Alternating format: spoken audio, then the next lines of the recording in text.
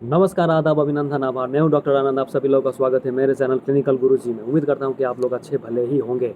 तो जैसे कि मैंने मेरे पिछले वीडियो में बताया था कि जैसे एंटीनेटल चेकअप्स और प्रेगनेंसी में कौन कौन सी साइंस जो हैं जो कि देखनी चाहिए, एक प्रेग्नेंट लेडी को भी मॉनिटर करनी चाहिए और साथ में उसके साथ जो भी फैमिली मेम्बर रहती है उनको भी मॉनिटर और देखना चाहिए। और कोई भी गर्भ लेके कोई भी डाउट लगे तो तुरंत अपने हेल्थ प्रैक्टिशनर के पास जाके उस डाउट को क्लियर करना चाहिए और तुरंत कोई ना कोई सलाह लेनी चाहिए, काउंसलिंग लेनी चाहिए। तो उसी सेशन में आगे बढ़ते हुए जैसे मैंने पिछले वीडियो में कहा था कि एक ही वीडियो में टोटल जानकारी देना कुछ संभव नहीं हुआ क्योंकि बहुत ही लंबी वीडियो हो जाएगी। वैसे भी लंबी हो गई थी, 8 मिनट कुछ सेकंड की थी। तो इसमें जो थोड़ा बहुत जो शेष है उसमें मोटा मोटी रूप में आप लोगों से जानकारी शेयर करने की कोशिश करूंगा। और फिर मैं एक और बात बता दूं, ये वीडियो सिर्फ एजुकेशनल पर्पज़ के लिए है। इसको ही आधार मानकर अपना खुद ट्रीटमेंट खुद ना करने लगे, ठीक है। इसमें आप लोग का एक्सपर्ट एडवाइस जो कि आपके नियर एसोसिएट कोई भी लोकल हेल्थ प्रैक्टिशनर हो, जो कंसल्टेंट हो, उनसे ही सलाह लें, उनसे ही जानकारी लें। और ये सिर्फ जानकारी मूलक के लिए है। अगर आपके पास कोई भी डाउट हो, अगर इस वीडियो को देखने बाद आपके पास कोई भी डाउट हो तो आप उसको क्लैरिफाई करने के लिए आप अपने कंसल्टेंट के पास जाके एक बार बात कर सकते हैं। तो चलिए, तो जब भी कोई प्रेग्नेंट लेडी पहली बार एंटीनेटल क्लिनिक में जाती है जांच करवाने के लिए, वैसे तो आजकल आप रेशियो मानेंगे तो जो एक रिकमेंडेशन है 28 हफ्तों तक हर एक 4 हफ्तों में जाना चाहिए। उसके बाद 36 वीक्स तक हर एक 2 हफ्तों में जाना चाहिए। और 36 वीक्स के बाद जब तक डिलीवरी नहीं हो जाती तब तक हर एक हफ्ते जाना चाहिए प्रेग्नेंट लेडी को अपना चेकअप करवाने के लिए। मैं एक बार फिर रिपीट कर रहा हूँ, ठीक है। 28 हफ्तों तक, शुरू से लेकर 28 हफ्तों तक हर एक 4 हफ्ते में एक बार, 28 से लेकर 36 हफ्ते तक हर एक 2 हफ्ते में एक बार, उसके बाद 36 हफ्ते और 36 वीक्स ऑनवर्ड्स हर एक वीक जब तक डिलीवरी नहीं हो जाती तब तक एक बार जाना ही चाहिए। ये जनरली अर्बन सेटिंग्स के लिए है, मगर WHO ने जब ये रिवाइज़ किया, इसको बाद में लोगों ने रिवाइज़ किया। ये रिवाइज़ करने की नौबत क्यों है कि जो भी हमारे गांव एरिया में या रूरल एरियाज़ में जो भी वुमेन रहती हैं, जो कि हाउस होल्ड वर्क करती हैं, जो कि फील्ड्स में काम करती हैं, उनके पास ना इतना रिसोर्सेज था और ना उनके पास एडिक्वेट ट्रांसपोर्टेशन फैसिलिटीज़ थी कि वो इतने इंटरवल में जा सके। तो इसको कम इंटरवल करके एटलीस्ट 4 बार विजिट करना चाहिए एटलीस्ट सेकेंड ट्राइमेस्टर के एंड तक। और उसके बाद जब तक डिलीवरी नहीं हो जाती आप अपने उसी हिसाब से एडजस्ट करके कब कब आपको आना चाहिए एक बार आप अपने हेल्थ सेंटर से हेल्थ प्रैक्टिशनर में आप उसका एडवाइस ले सकती हैं। और जो भी आपके जो गाइडलाइंस होंगे, जो आपके बदौलत आपके अनुसार से जो आपको तकलीफ भी ना हो और आपका एग्जामिनेशन भी हो जाए, तो उस हिसाब से थोड़ा बहुत आप लोग मॉडिफाई करने लगे हैं। तो जब एंटीनेटल क्लिनिक में कोई भी प्रेग्नेंट लेडी जाती है तो उसकी, अब जैसे देखिए मोटा मोटी क्या देखा जाता है, वो ओबेज है, वो ओबेज तो नहीं है। ओबेज मतलब ज़्यादा जितना वेट होना चाहिए उससे ज़्यादा तो नहीं है, या बहुत ही दुबली पतली तो नहीं है, ठीक है। क्योंकि प्रेग्नेंट है उसी हिसाब से उसका एसोसिएटेड प्रोपोर्शनेट वेट गेन भी होना चाहिए। तो ज़्यादा ओबेज तो नहीं है या ज़्यादा शॉर्ट स्टैचर तो नहीं है, हाइट में थोड़ी छोटी तो नहीं है।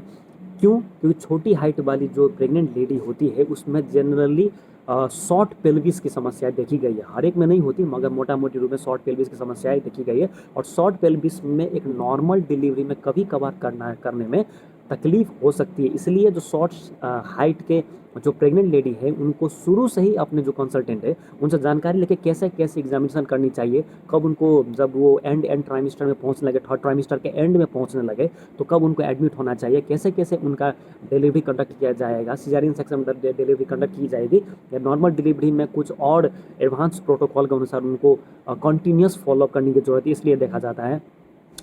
उसके बाद आपका जब सेरोलॉजी हो गया, जैसे सेरोलॉजी में मोटा मोटी HIV 1, 2, हेपेटाइटिस बी, HPSAG की जांच होती है।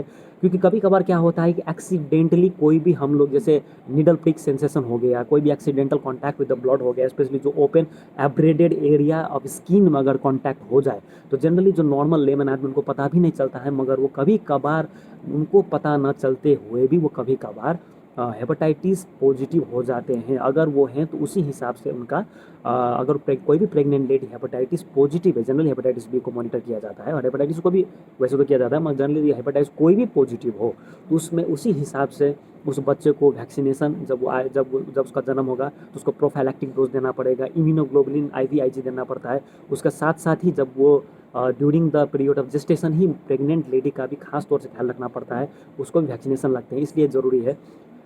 और जनरली जो 10 ग्राम परसेंटेज हेमोग्लोबिन, जो उससे ज़्यादा जिनकी हेमोग्लोबिन है उनको एडवाइस की जाती है कि 14 वीक्स ऑनवर्ड्स, 14 हफ्ते कटने के बाद वो iron tablet supplement iron tablet खाएं, और generally ferrous sulphate 60 mg of elemental iron होती है वो खाएं। और वो किसी भी अपने कंसल्टेंट के बारे में इस बारे में पूछ सकती है। जनरली रिकमेंडेड है 14 हफ्ते के बाद उन लोगों को दिया जाता है आयरन टैबलेट्स। और क्योंकि हेमोग्लोबिन कम ना हो, जैसे मैंने पिछले वीडियो में भी बताया था कि प्रेग्नेंट लेडी जो आयरन टैबलेट कंज्यूम नहीं करती हैं या प्रीवियस उनका पास्ट हिस्ट्री एनीमिक का है, तो उसमें क्या होता है कि प्रेगनेंसी के दौरान उनको एनीमिक होने की संभावना कुछ ज़्यादा ही बढ़ जाती है, इसलिए वो देना ज़रूरी है। और उसके बाद एक टेटनस इंजेक्शन है, इम्यूनाइजेशन का भी ख्याल करना पड़ता है। तो generally 16 to 24 weeks of gestation कोई भी प्रेग्नेंट लेडी अप्रोच करे तो उसके बीच में एक डोज दिया जाता है, और जो फर्स्ट डोज के जनरली 6 हफ्ते के बाद सेकेंड डोज को दिया जाता है, क्योंकि टेटनस का वैक्सीनेशन भी ये इंडिस्पेंसेबल है, ये देना ही पड़ता है। और कभी कभार क्या होता है कि प्रेग्नेंट लेडी को जैसे पहले डेंटल कैरीज की समस्या थी, ठीक है, डेंटल कैरीज की समस्या या दांत एक्सट्रैक्शन करने की समस्या, तो जनरली रिकमेंडेड नहीं की जाती up to the first trimester. Second trimester में अपने कंसल्टेंट और अपने जो डेंटल आपके जो सर्जन है उनसे उचित सलाह लेकर के कैसे कैसे वास्तव में एक्सट्रैक्शन की जाए या ना की जाए, कोई भी थ्रोम्बोफिलिक मतलब ब्लड रिलेटेड कोई भी डिसऑर्डर तो नहीं है, तो उस बात को भी मद्देनजर रखते हुए अगर एक्सट्रैक्शन जरूरी ही है तभी की जाएगी, नहीं तो नहीं की जाएगी।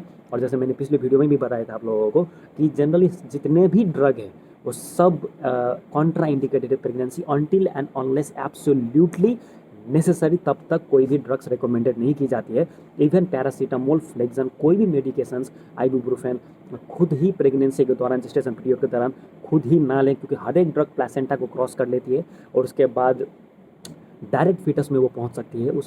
उसी कारण से फीटस में थोड़ी बहुत ये टेराटोजेनिक साइड इफ़ेक्ट्स, मतलब उसके ग्रोथ में कुछ समस्याएं होना या जन्म लेने के बाद कुछ समस्याएं होना, ऐसी भी देखी गई है। इसलिए लगभग जितने भी ड्रग है सब कॉन्ट्राइंडिकेटेड है until and unless it has been adequately advised consultant. इसलिए आपको कोई भी थोड़ा बहुत भी सर्दी लगा हो, जुकाम लगा हो, तो खुद एक लोकल फार्मेसी में जाके कोई भी मेडिकेशन ऐसे ही कंज्यूम बिल्कुल भी ना करें, क्योंकि आपको पता नहीं होगा मगर वो बच्चे पर असर करता रहेगा। ये बहुत ही अहम जानकारी है, बहुत ही एसेंशियल चीज़ है, मगर लोग भूल जाते हैं। उसके बाद न्यूट्रिशनल रिक्वायरमेंट का भी बहुत ही अच्छे तरीके से ख्याल रखना पड़ता है। इसमें जनरली 2500 किलो कैलोरी की डाइट रिकमेंडेड की जाती है।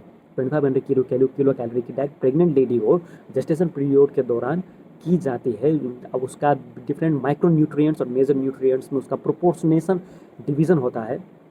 और क्योंकि जो आप नॉर्मल विदाउट प्रेगनेंसी, मतलब जब आप प्रेग्नेंट नहीं होती हैं उस टाइम का आपका जो डाइट होता है वो तो सबको ही पता है कि प्रेगनेंसी में वो बढ़ जाता है, मगर उसका भी एक प्रोपोर्शनेट डाइट क्या खाना चाहिए, देखिए इसमें जो वेज हैं उसी एसोसिएटेड उसी हिसाब से डाइट बनाई जाती है, जो नॉन वेज उसी हिसाब से डाइट बनाई जाती है। तो अगर आप अर्बन एरियाज़ में रहते हैं तो आप अपने consultant along with the dietitian उसे भी प्लान करके आप अपना डाइट कर सकते हैं। उसके बाद जैसे आपका ब्लड प्रेशर मॉनिटरिंग वो भी बहुत ही ज़रूरी हो गया, क्योंकि ब्लड प्रेशर एक बहुत ही वास्ट टॉपिक है और प्रेगनेंसी में ब्लड प्रेशर में क्या क्या समस्याएं होती हैं ये हम अगले वीडियो में चर्चा करेंगे। तो ब्लड प्रेशर का भी मॉनिटर बहुत ही ज़्यादा एसेंशियल हो जाता है इसमें, क्योंकि बाद में जाके इक्लैम्सिया प्रीक्लैम्सिया की कंडीशन हो सकती है जो कि बहुत ही गंभीर समस्या मानी जाती है जेस्टेशन पीरियड के दौरान। इसलिए कंटिन्यूस ब्लड प्रेशर मॉनिटरिंग और ज़्यादा ब्लड प्रेशर है तो उसी हिसाब से उसको कौन कौन सी मेडिकेशन दी जाए वो भी एक्सपर्ट एडवाइस में रिकमेंडेड होती है। इसके बारे में हम नेक्स्ट वीडियो में बात करेंगे। तो मोटा मोटी यही सब चीज़ें होती हैं जो एंटीनेटल चेकअप्स में ज़रूरी होती हैं। मगर अभी भी दुख की बात यह है कि जो भी अभी भी हमारे जो रूरल एरियाज़ में जो वुमेन हैं अभी भी एंटीनेटल चेकअप्स में जाने के लिए हिचकिचाती हैं। तो हम लोगों का ऐसा कर्तव्य हो जाता है कि हम लोग अवेयरनेस प्रोग्राम कॉन्डक्ट करें। वैसे तो गवर्नमेंट अपने हिसाब से जो भी करना है वो कर ही रही है, मगर फिर भी वो कमी पड़ती रहती है। और इसमें जो लोकल लेवल में भी हम लोगों का जैसे हेल्थ प्रोफेशनल, इवन जो लोकल लेवल के जो एजुकेटेड पर्सनस हैं उनको भी हक बनता है, उनका भी एक वो बनता है, क्या बोलते हैं, ड्यूटी बनती है कि जो प्रेग्नेंट लेडी जो नहीं समझती, जो अनएजुकेटेड है, उनको भी एक उचित सलाह दी जाए, उनको भी एक लोकल हेल्थ सेंटर में अप्रोच करने के लिए एक मदद की जाए। तो उम्मीद करता हूँ कि आपको ये वीडियो पसंद आई होगी। अगर पसंद आई है तो लाइक कीजिए और शेयर कीजिए, और अपने जो भी दोस्तों हैं आपके उनको सब्सक्राइब करने के लिए बोलिए। और कोई भी एक नेक्स्ट टॉपिक के बारे में आप लोग जानकारी पाना चाहते हैं तो आप मुझे कमेंट सेक्शन में बता सकते हैं, मैं उस बारे में वीडियो बनाने के और आप लोगों को थोड़ी बहुत जानकारी देने की कोशिश करूँगा। धन्यवाद।